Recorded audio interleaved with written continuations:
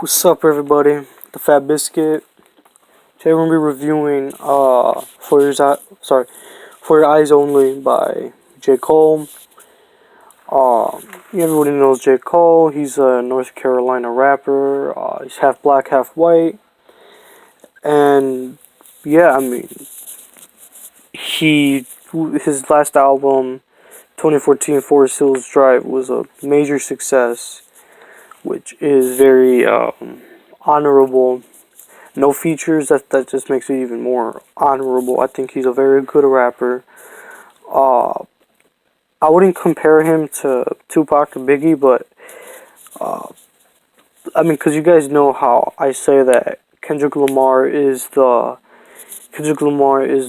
Tupac of our generation, and Drake is the Biggie of our generation, and uh, you know, and then like YG is like the Eazy-E of our generation, and we have all that. Well, I feel like J. Cole is like he's like the Nas of our generation, you know. And yeah, let's get right into the review. First track, For Whom the Bell Tolls. I think that's how you pronounce that last word, tolls.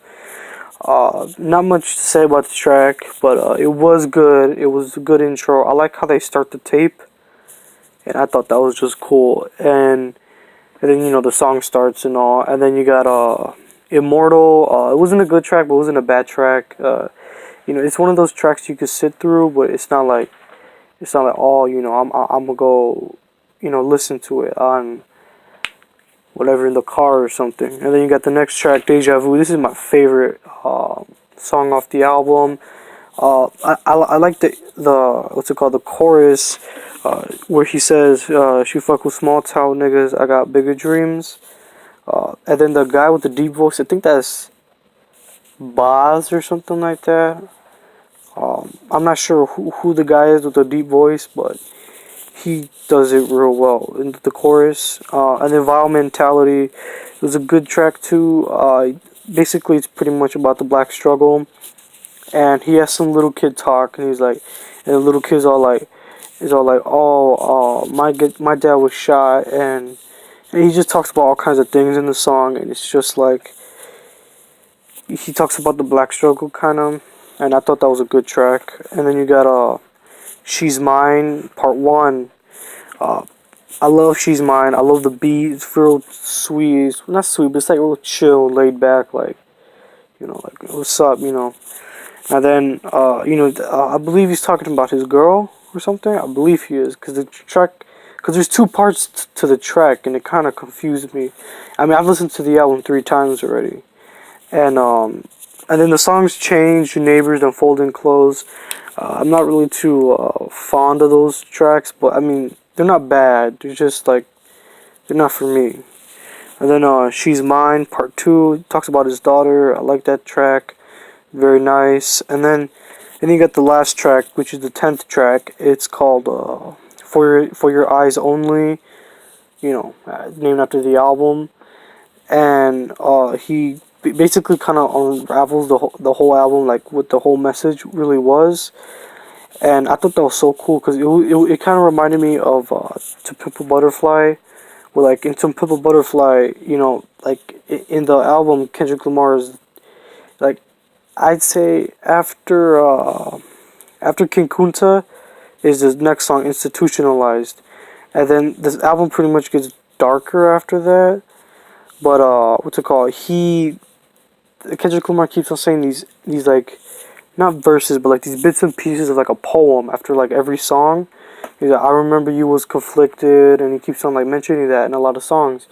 And at the end of the album, he's saying the poem to Tupac, and I thought that was so cool. And then this album is kind of like the same thing, where he's talking about all this stuff, and then it's actually the album is for his daughter. That's why it's called For Your Eyes Only.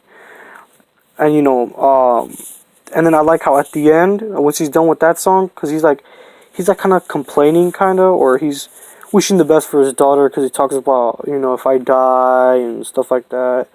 So yeah. And then there's the the end with the tape cuts, and I thought that was like, oh, that's cool. The first song, the tape starts, and then it cuts at the end. And then So, you know, in a nutshell, the album is pretty much just about J. Cole's views on politics and, you know, what's going on in today's society, how he feels about fatherhood and all that. And I mean, it was just a great album. If I had to rate it, I'll give it a 8 out of 10. Definitely, I'd give it a 8 out of 10. Sorry.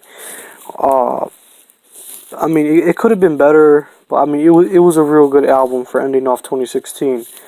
Um, yeah, that's pretty much it. I hope you guys like this video.